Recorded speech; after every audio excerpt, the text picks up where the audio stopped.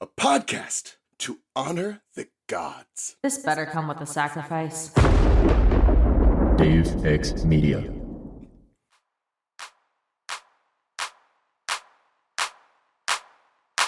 The bits.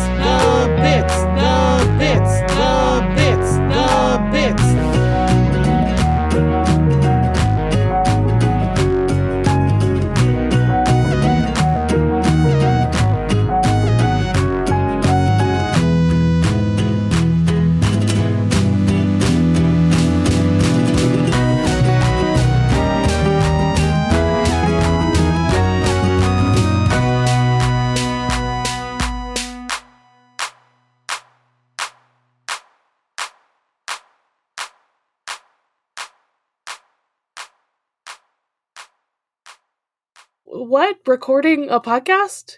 Recording a podcast, holy crap. It's something that we sometimes do, sometimes in some days when it's someday today, but not tomorrow, because if it's tomorrow, then it's not today.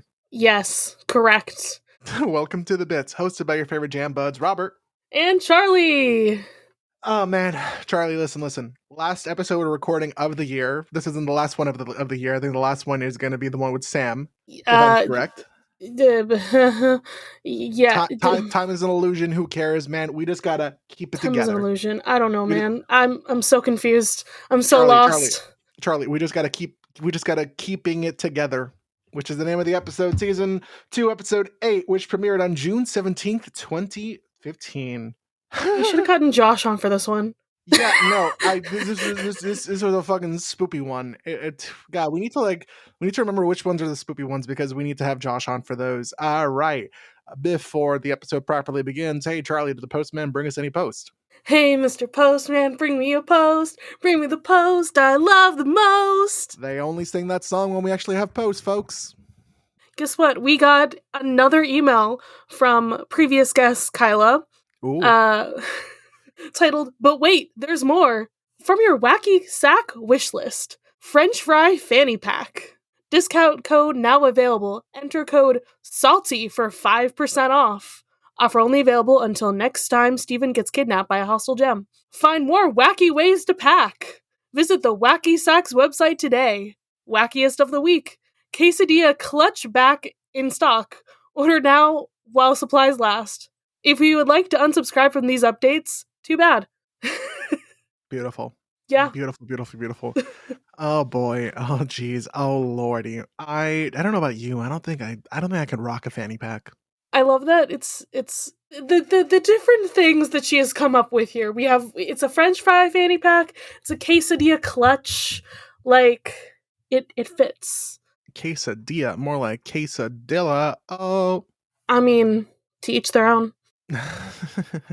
All right. Hey, before we begin the episode, because we are also later recording an episode for Steven's Room, which is our $5 tier on our Patreon. If you want to go to the patreon.com/thebitssupod to support us, you can support us for as low as $1 a month. And hey, if you're a lucky son of a gun who subscribes to us with $20 a month, you can be featured as a guest on a future episode. That you can. Also, shamelessly plugging our Redbubble, where Charlie has tirelessly put merch up. So if you want, for example, the Pride version of our logo on a t-shirt, you can. That's the beauty of Redbubble. Hey, there's also the bits. We did the bits where it's just me and Charlie in our Steven garb. In our Steven garb, I'm Beach Hunk, and they are. How did you draw yourself in that again? Oh, I think I have the Greg shirt. I have the Greg shirt. I got the Pining Hearts cap on. Like, we're just wearing like various different like little things that relate to Steven. I put too much effort into this. Not enough. You put more effort. Well, no, that's mean. You put a lot of effort into, but put more. Develop all your ADHD into this one project. Okay.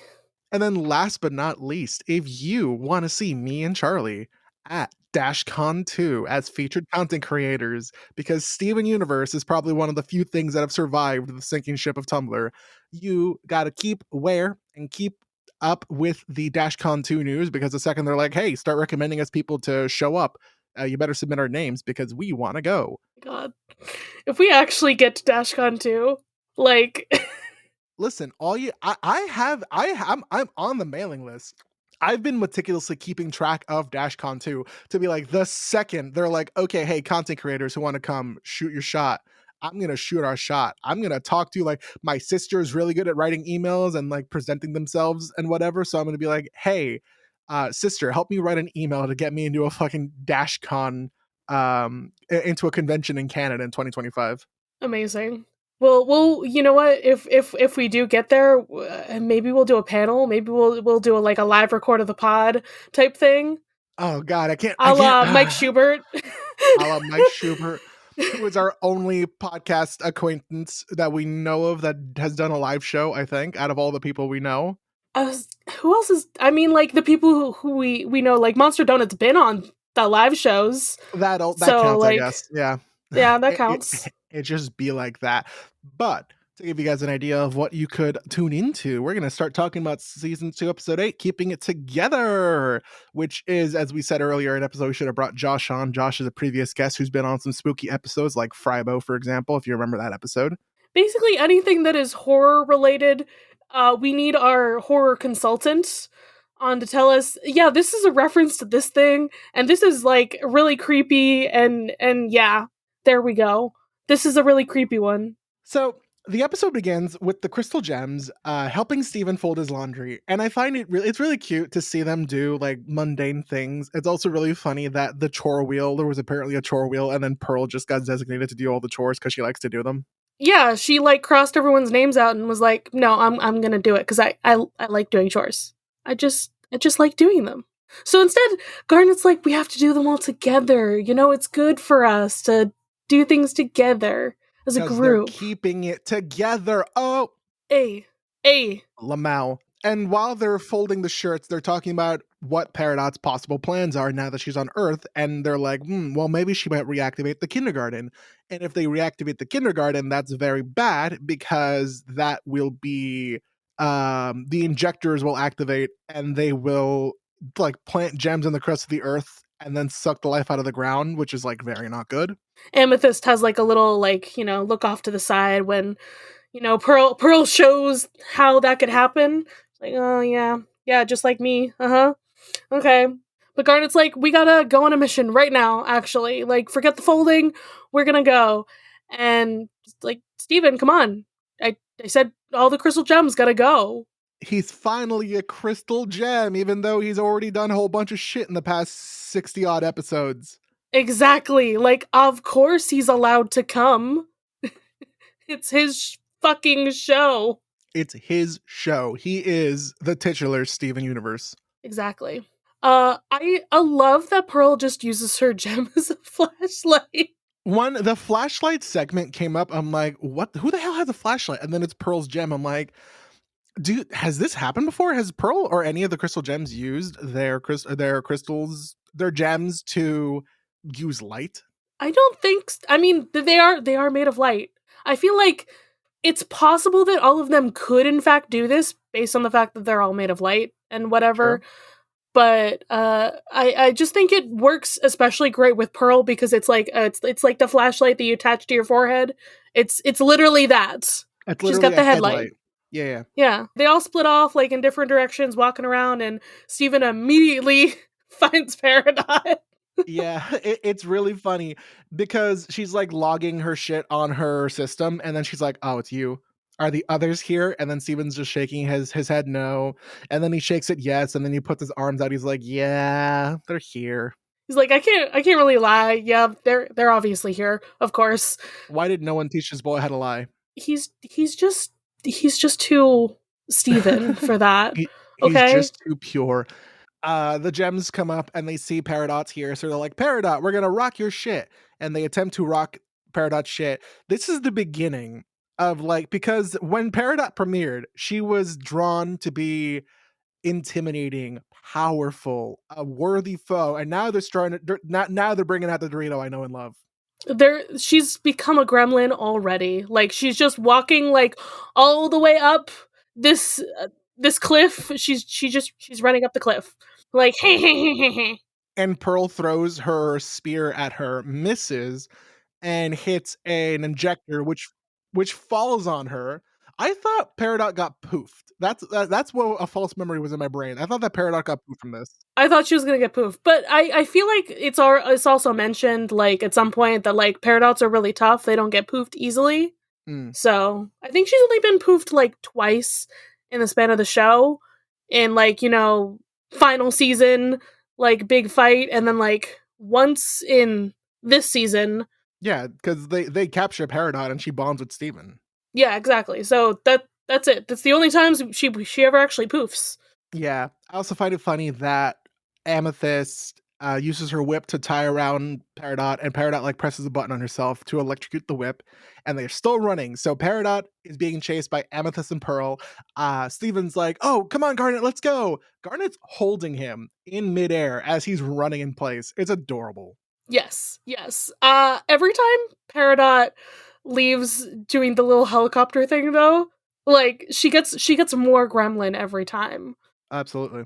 I feel like the first time it's like, oh, it's really intimidating, and then it's like, I have escaped you.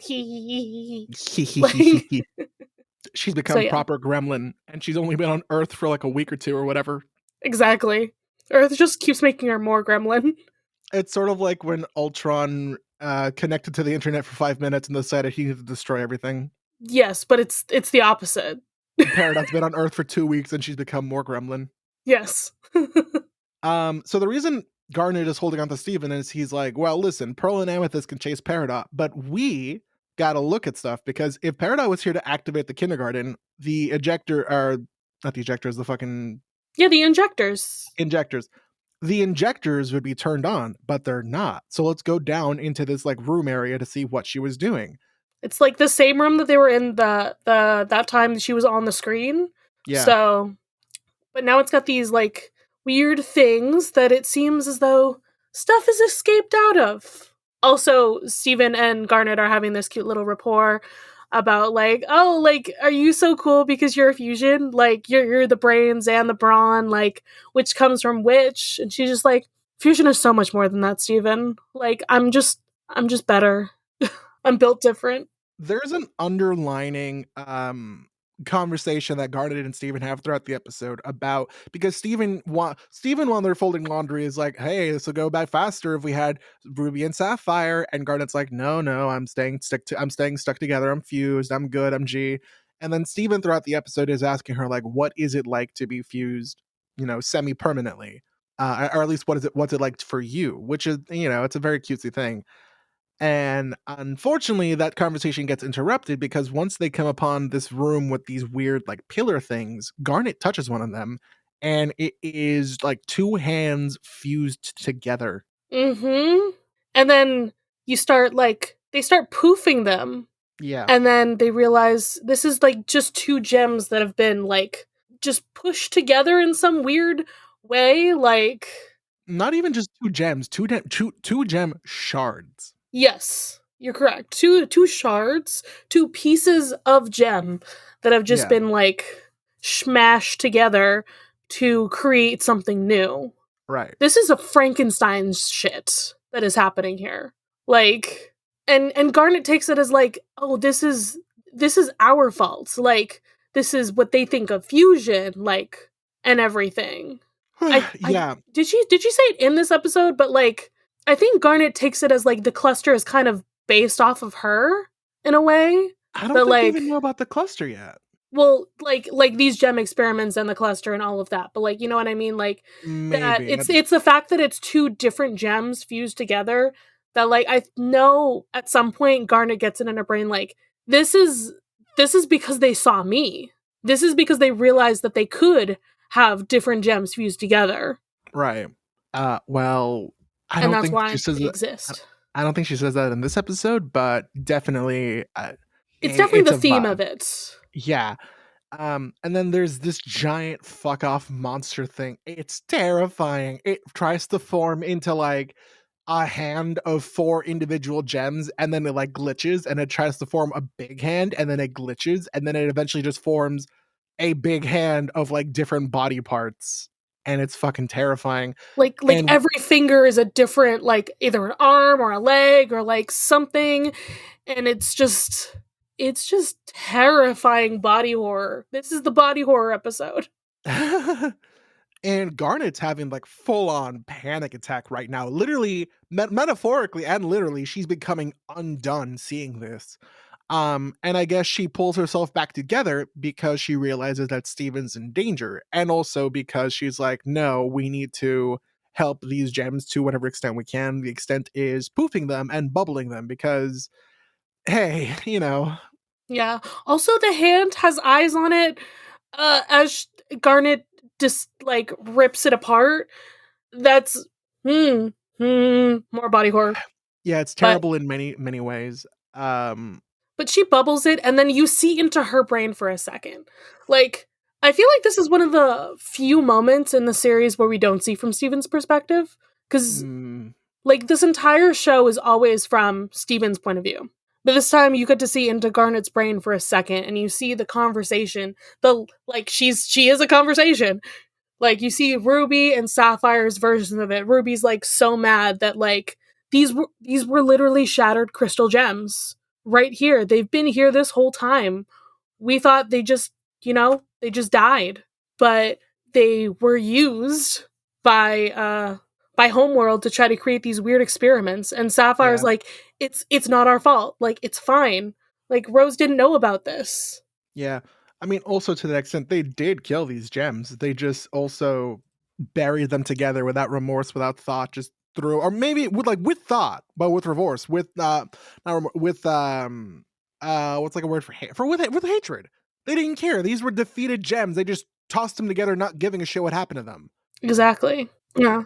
So Amethyst and Pearl return, and they notice a smaller fusion. So Garnet's like, okay, here's what we're gonna do: put them all down and bubble them all. And then the scene cuts after she smashes one of them on the ground, and they are at the Crystal Temple hand, and Steven warps her to do laundry. Here's where that joke we were talking about a couple episodes finally happens, where he's up there and she's like, it's still damp, and he's like, oh yeah, hey, how do we get plumbing up here? How does it work? Magic.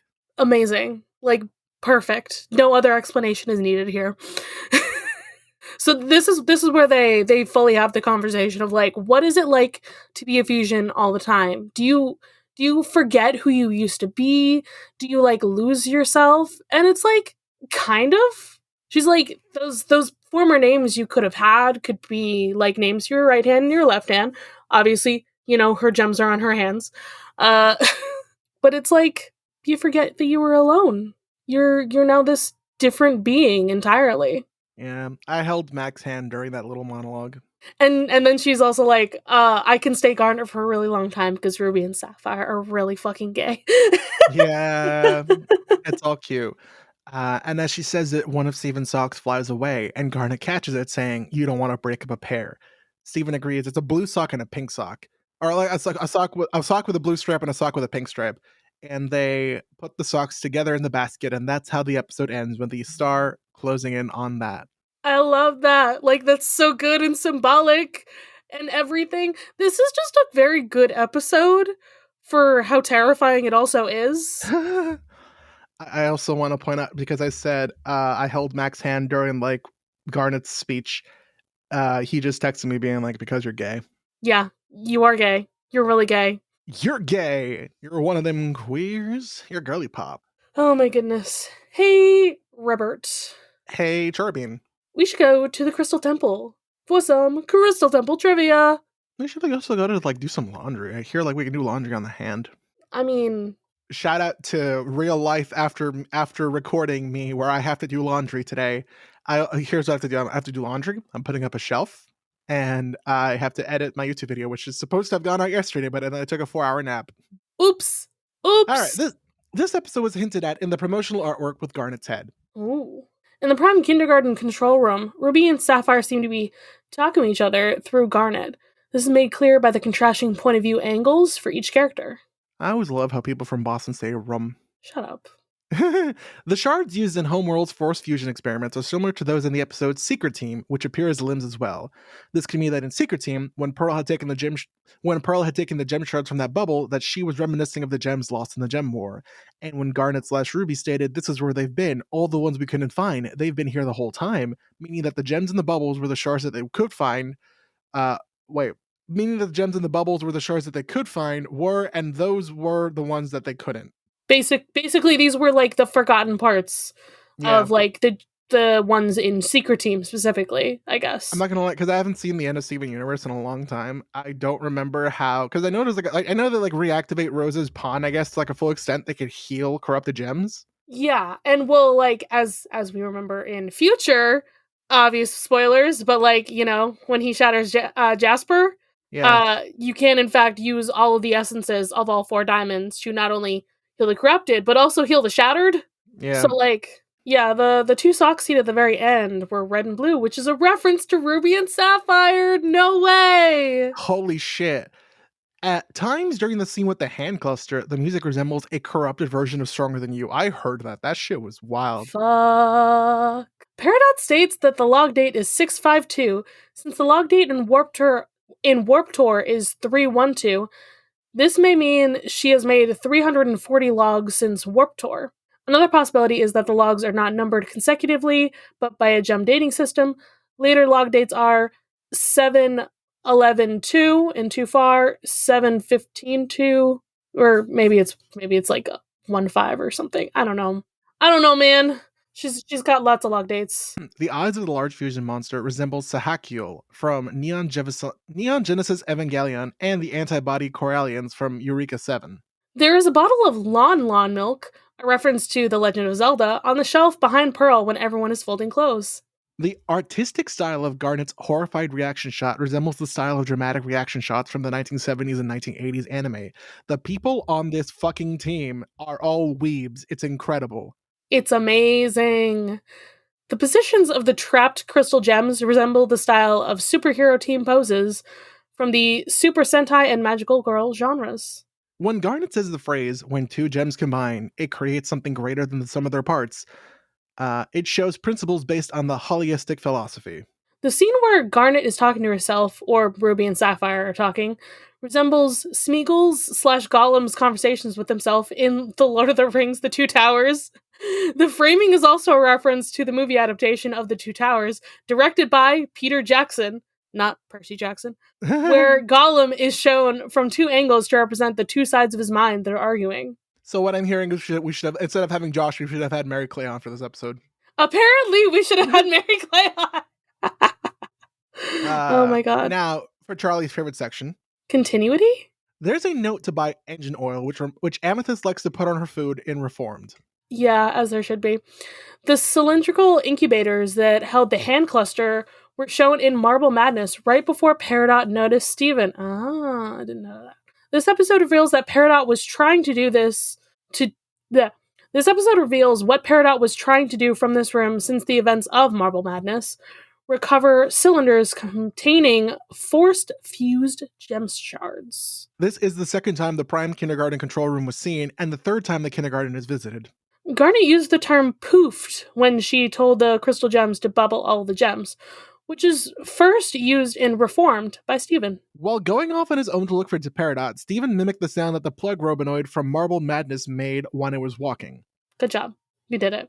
And now for hey, the question. The question. Pearl points. I was gonna say Pearl point, maybe. I'm just gonna give it to Garnet straight up, I think. I'm gonna give it to Sapphire for being the controlled one in the conversation. Mm-hmm. Like, if it wasn't Garnet, it would probably be the socks, but like, I think Garnet just like needs a hug this episode. So she gets a Pearl point since I cannot hug her. Big rip. And then the question. How often have you had to keep yourself from becoming undone? Me, not too much recently. I've been okay recently. How long does it take you to fold your own laundry after it's done? Oh, so depends if I have Mac with me or not. If I have Mac with me, we knock that shit out in like 10-15 minutes flat. If it's just me, that's a good 20-25 minutes, because I also like to listen to a YouTube video or a podcast or something while I do it. If I don't have something in my brain as I do stuff, I will just die. It takes me days. It takes me days to fold the laundry that is clean. Just fold the laundry, Charlie. I don't want to. Charlie, just fold your laundry. Fold your laundry. I'm bad at doing tasks, okay? Charlie, just fold your laundry. Shut the fuck up. Have you I finished don't those have errands? anything to fold right now. Right now, I probably have to do laundry. Have you finished those errands? Shut up. Shut up. Oh, right. Hey, we love you guys. Thank you for listening to this episode. A lot of people actually stick around towards the end, including like the credits and stuff, which is really strange and abnormal for a podcast. Normally people start to tune out when they hear the outros, but you guys stick around. We love you. Maybe it's because we do that thing at the end with the little outtakes. You do the outtakes, yeah?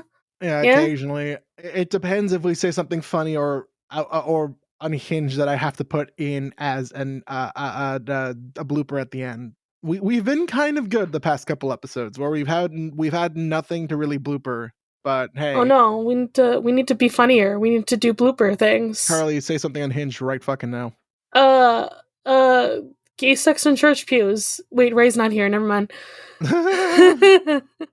All right.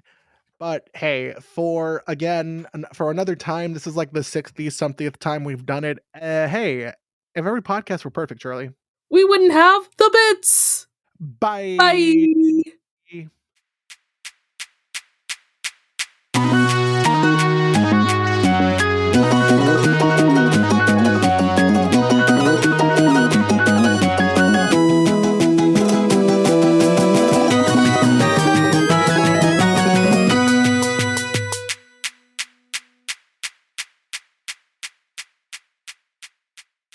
You can follow this podcast socials at thebitssupod on Instagram and Tumblr.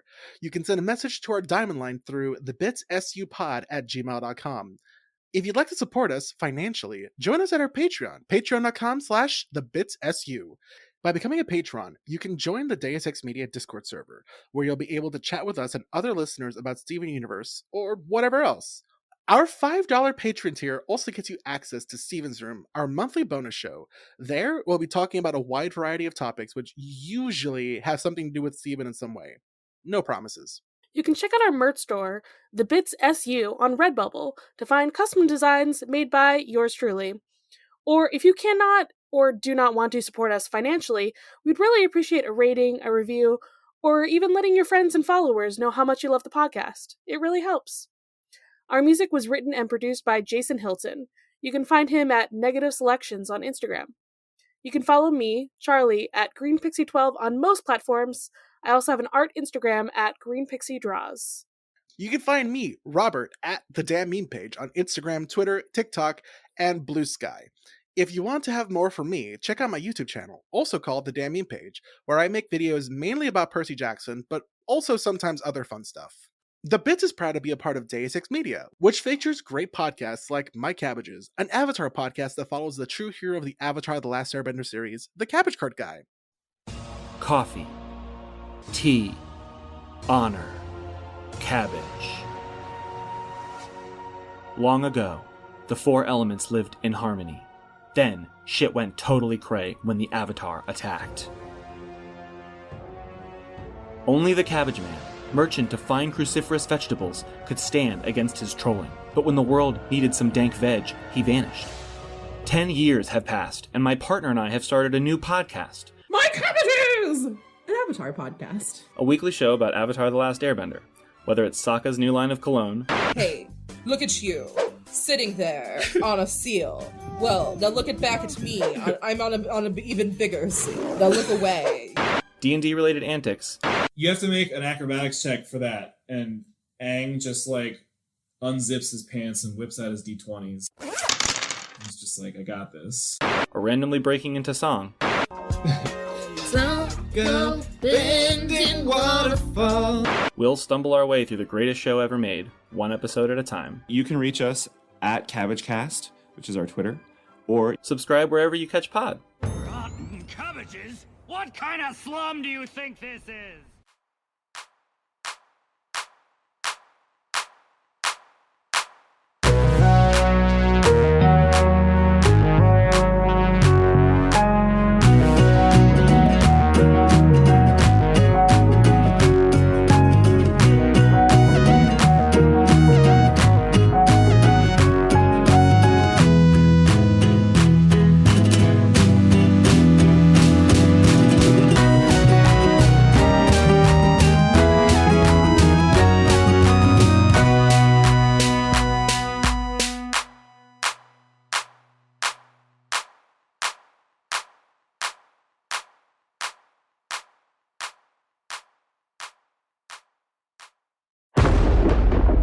Dave X Media.